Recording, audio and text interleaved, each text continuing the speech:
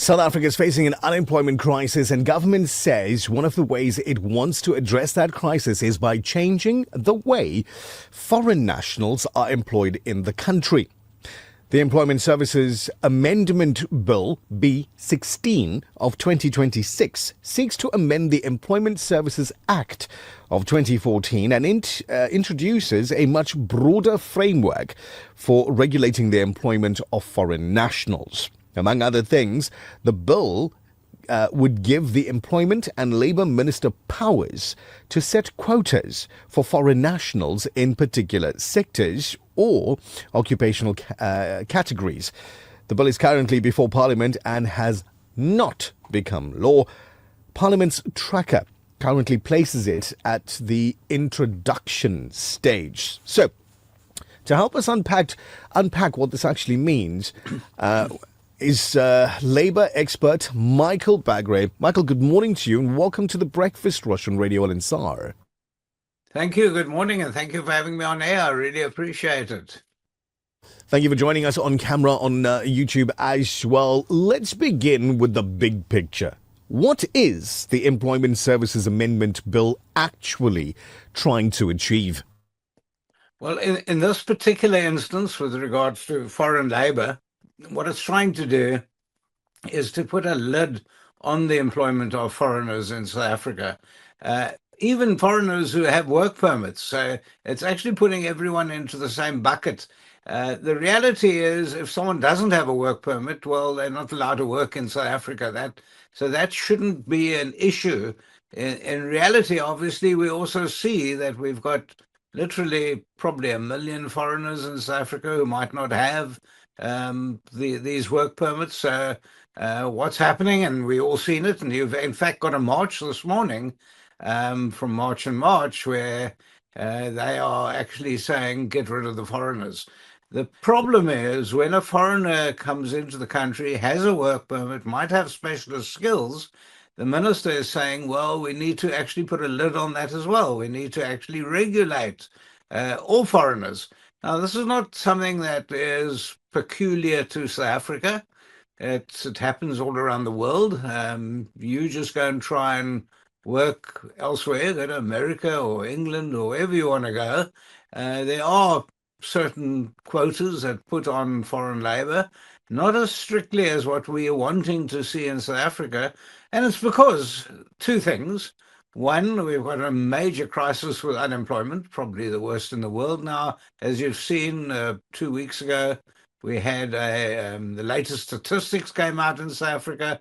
COSATU has done their own research, and they're saying the extended definition of unemployment takes us to about 45%.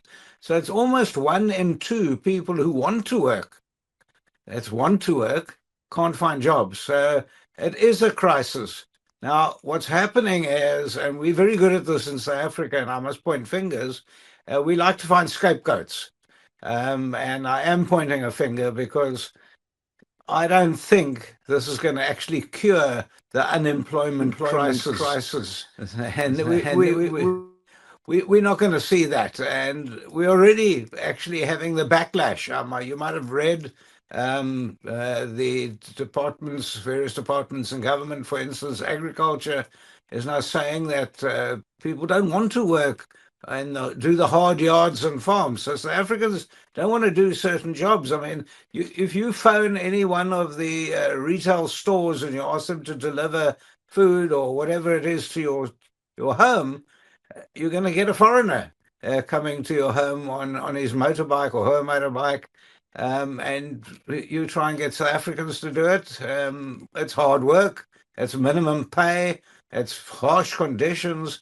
And so we've relied almost entirely on foreigners to do that. But the biggest issue now, as I said about them, is unfortunately agriculture, because we're seeing in the various provinces, and in particular KwaZulu-Natal, how some of the farmers are saying that their crops are going rotten.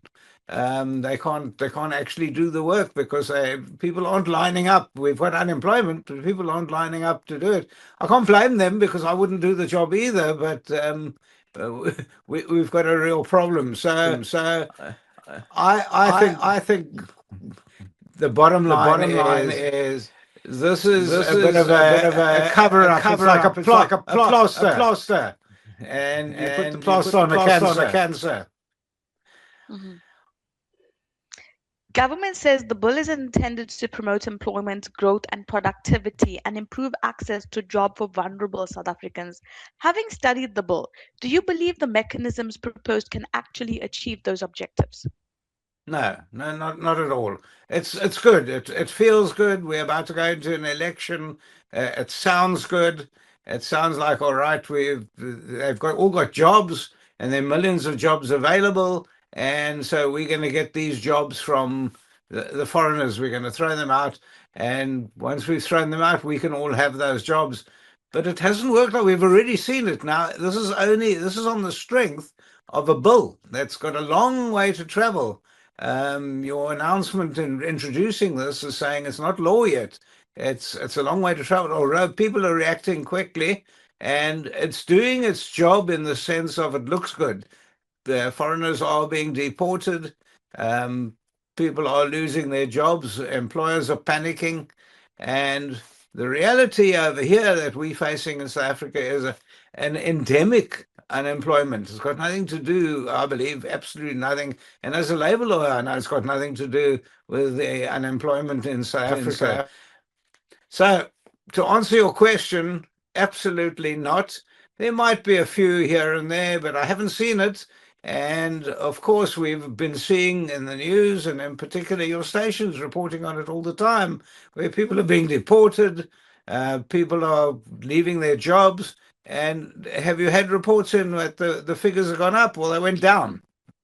Unemployment figures went up.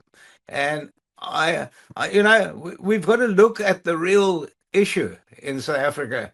And the real issue is we have to grow our economy, we have to improve our education, we've got to improve the situation in every town where you haven't got service delivery, so we can improve small businesses. And we have to deregulate small businesses so that they can take people in for their jobs. One of the most controversial aspects is the power that's being given now to the minister to establish quotas for foreign nationals. How much discretion would the minister actually have? Absolute discretion. If this goes through as it stands, I don't believe it'll be constitutional. We've got a constitution in South Africa, which is our Uber law, the law that covers everything. And our constitution will not allow some one person, that's the minister, yes, after consultation. Now, what consultation means is that the minister can ask a few questions, ask one or two of her advisors what she thinks, and even go out to the public, and they're about to go out to the public to say, what do you think? And you can imagine the public are going to come forward to the minister and say, this is fantastic, we're all going to get jobs, go ahead quickly. But to give one person that power to say, no, in this area, we're not going to have any foreigners, or in this particular industry or profession, we're not going to have, it's going to be a problem. What we do know, and what has probably worked in the past, is the security industry.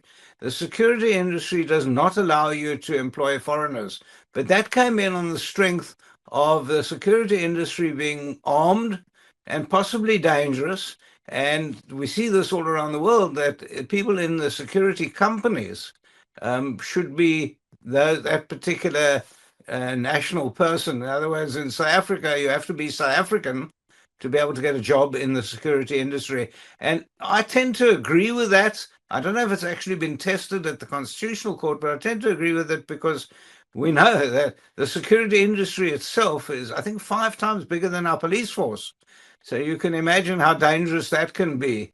The bottom line here is that the minister's going to, off her own bat, and she's going to listen to people. One hopes that Minister Meth will listen to people, but still, to answer your question, it's absolute power, and it's pretty dangerous. You know, who comes in after Minister Meth? Who knows? But it's absolute power, and I think people are screaming about this and saying, you know, how do you do this?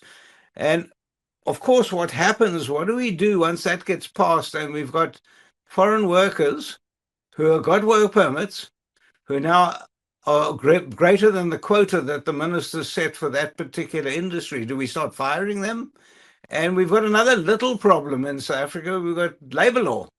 And the labor law gives every worker in South Africa rights, whether you're foreign, whether you don't have a work permit.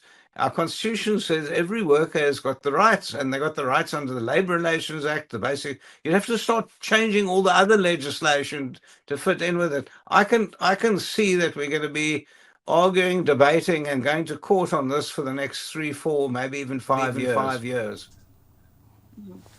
In closing this morning, if Parliament gets this legislation wrong, what do you believe could be the consequences for South African workers, employers, foreign nationals, and more importantly, the economy overall?